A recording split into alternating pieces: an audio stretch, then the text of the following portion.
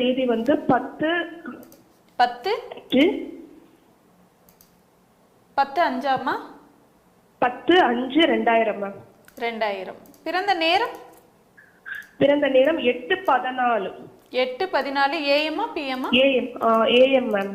AM. பிறந்த இடம்? பிறந்த இடம் சென்னை மேம், வடபழனி. ராசி நட்சத்திரம் லக்னம் சொல்லுங்க மேம். கடகராசி மேம். கடகராசி. பூச நட்சத்திரம் 4ஆம் பாதம். பூச நட்சத்திரம் 4ஆம் பாதம். என்ன லக்னம்? மிதுன லக்னம். மிதுன லக்னம். என்ன கேள்வி கேட்கணுமா? திருமணம் பத்தி கேட்கணும் மேம். எப்ப நல்லா இருக்குமா? தீர்க்க சுமங்கலியா, தீர்க்காயலோட, நல்ல கணவன், குழந்தைகளோட சந்தோஷமா நல்லா இருப்பமா. நன்றி குருஜி. எப்படி இருக்கீங்க குருஜி? வணக்கம். நானும் நல்லா இருக்கிறேம்மா, நீங்களும் நல்லா இருப்பீங்கம்மா. நன்றி நன்றி குருஜி. சரி, 8:14 கொடுத்துட்டேன். 5 நிமிஷத்துக்கு முன்னாடி தான் 2K கிட்ஸ் லக்னம் மாறுது. ஆமாம் குருஜி. மிதுன லக்னமா ரிஷப லக்னமா கன்ஃபியூஷன் கொஞ்சம் இருக்கு குருஜி. ஆமா, ரிஷப லக்னமாக இருந்தா உனக்கு வெளிநாடு, வெளிமாநிலம், அதாவது சென்னையில் இருக்கிறதுக்கு உனக்கு பிடிக்காது. நீ தூர இடங்களுக்கு போகணும்னு இயல்பாகவே உனக்கு ஆசை இருக்கும். ஆனா மிதுன லக்னமா இருந்தா உனக்கு மெட்ராஸை விட்டு போறதுக்கே இன்ட்ரெஸ்ட் இருக்காது.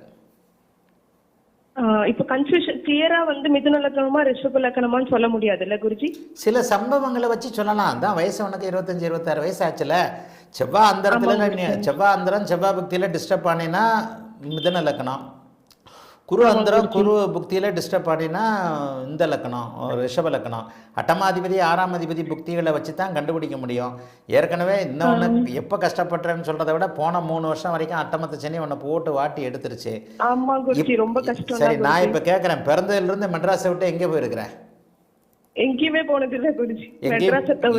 எங்கேயும் போறதுக்கு ஆசையும் வந்தது இல்லையா? எனக்கு ரொம்ப ஆசை இருக்கு, வெளியில போகணும் அப்படின்னு ஆசை இருக்கு. வெளிநாட்டுக்காரரை கல்யாணம் பண்ணிக்கணும்னு ஆசை இருக்கா? இருக்கு குருஜி. ஆனா அதுக்கு வாய்ப்பு கிடைக்கல. எனக்கு பாத்துட்டு இருக்காங்க வீட்டுல.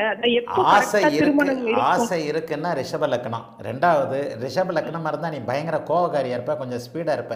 என்கிட்ட பேசும்போதே ஸ்பீடா தான் பேசுற. டப்புன்னு கோவம் வந்துருதா? ஆமா குருஜி, கோவம் நிறையவே வரும். ரிஷப லக்னம் தான் நிறையவே வரும்னு உண்மையை சொல்லிட்டேன். இன்னொன்னு, செவ்வாயோடைய குணம் உண்மையை சொல்றது. லக்னத்திலேயே செவ்வாய் இருந்தா டக்குன்னு நேர்மையா இருப்ப, கூடுதல் ஸ்பீடாகவும் இருப்ப, கோவம் பயங்கரமா வரும். மிதுன லக்னமா இருந்தா பிடிவாதக்காரியா இருப்ப. லக்னத்தை சனி பார்த்து கடுமையான பிடிவாதக்காரி. கொஞ்சம் பேசுறது யோசிச்சு தான் பேசுவேன்.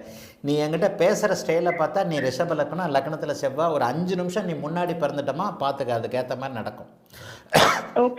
திருமணம் இப்ப இந்த வருஷம் நடக்குமா? எந்த வருஷம் எக்ஸாக்ட்டா எப்ப நடக்கும்? சுக்கிரதசை சுயபக்தியில உனக்கு கண்டிப்பா கல்யாணம் ஆயிடும்மா. என்னதான் இருந்தாலும் ரிஷப லக்னமா இருந்தா 7ஆம் இடத்தை சனி செவ்வாய் பார்ப்பாரு. ஆனா 7ஆம் அதிபதியாகித்தான் பார்ப்பாரு. ரிஷப லக்னத்தா இப்ப என்கிட்ட பேசின வரைக்கும் ரிஷப லக்ன அமைப்புகள் தான் உனக்கு செயல்படுது. இந்த இடத்துல உன்னை கல்யாணம் பண்ணிக்க போறவர் தூர இடங்களுக்கு உன்னை கூட்டு போறவரா இருப்பார். ஒருவேளை முதல்ல பெங்களூர் மாதிரியான வெளி மாநில அமைப்புகள் உண்டு. ஏன்னா அது உனக்கு அந்த ஆர்வம் இருக்கு இல்லையா? அதனால இப்ப சுக்கிர தசை நடக்குது. சுக்கிர தசை உனக்கு 6-12 இடங்களோடு தொடர்பு கொண்டு லக்னாதிபதியாக இருக்கிறார். வருகின்ற நவம்பர் மாதத்திற்கு பிறகு எந்த நேரத்திலே உனக்கு கல்யாணம் ஆகணுமா? கல்யாணம் நல்லபடியாகவே இருக்கும். 12ஆம் இடத்துல இத்தனை கிரகம் கூடியிருக்கேன்னு பார்க்க வேண்டாம். ஒரு குரு அவ்வளத்தையும் சுபத்துவப்படுத்தக்கூடிய தன்மையில 2 சுபகிரகங்கள் 12ஆம் இடத்துல இருக்கு. வெளிநாடு வெளிமாநிலம்னு தூர இடங்கள்ல செட்டில் ஆவ, அவ்வளவுதான். உன்னை கல்யாணம் பண்ணிக்க போறவர் இப்பவே வெளிநாட்டிலேயோ வெளி மாநிலத்திலேயோ இருக்கிறார். பொண்ணு பார்க்க வரும்போது தெரியும். சரியா?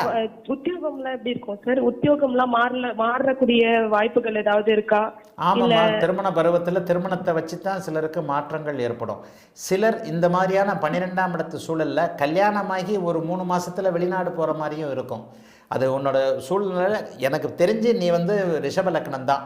உனக்கு அந்த வெளிநாட்டு தொடர்புகள் வரும்போது உனக்கு நல்லா தெரியும். ஏன்னா சுக்கிர தசை நடக்கும்போது அதனுடைய காரகத்துவங்களின் அடிப்படையில் 12ஆம் இடத்தோடு சுக்கிரன் தொடர்பு கொண்டால் கணவனை முன்னிட்டு, திருமண வாழ்க்கையை முன்னிட்டு தூர இடங்களுக்கு போகக்கூடிய அமைப்புகள் இருக்கும். இப்போ உனக்கு பார்த்துக்கிட்டு இருக்கிற அமைப்புல மாற்றங்கள் இருக்காது. சரியா? இப்ப எதுவுமே செட் ஆகவே மாட்டேங்குது. அதனாலதான் எப்போ திருமணம் எக்ஸாக்டா நடக்கும் அப்படின்ற மாதிரி ஒரு கவலை. வீட்டுல எல்லாரும் பார்த்துட்டே இருக்காங்க, முடியவே மாட்டேங்குது. 1 வருஷமா பார்த்துட்டு இருக்காங்க. பொருடாமா, நல்ல ஜாதகம் என்ன கவலை? உன் புருஷன் என்னமையா பிறக்க போறான்? மகராசன் எங்கேயோ பிறந்து உங்ககிட்ட உதவாங்கிறதுக்கு ரெடியா இருந்துகிட்டு இருக்கிறான். கொஞ்ச நாள் விட அவனை. நல்ல ஜாதகமாகும் ஜாதகம், திருமண வாழ்க்கை நல்லா இருக்கும். அந்தந்த காலகட்டங்களில் தான் நடக்கும். தாய் தகப்பனுடைய கடமை என்ன? எல்லாருக்கும் அப்படி தான் இருக்கும். என் பொண்ணு கல்யாணம் ஆகலை, பொண்ணு கல்யாணம் ஆகலைன்ட்டு. உனக்கு நல்ல திருமணம் உண்டு. 7ஆம் அதிபதி சுபர் வீட்டில் அமர்ந்து தான் 7ஆம் வீட்டை பார்க்குறாரு. சனி பார்க்குற 7ஆம் பார்வைக்கும் செவ்வாய் பார்க்குற 7ஆம் பார்வைக்கும் வித்தியாசம் இருக்குது.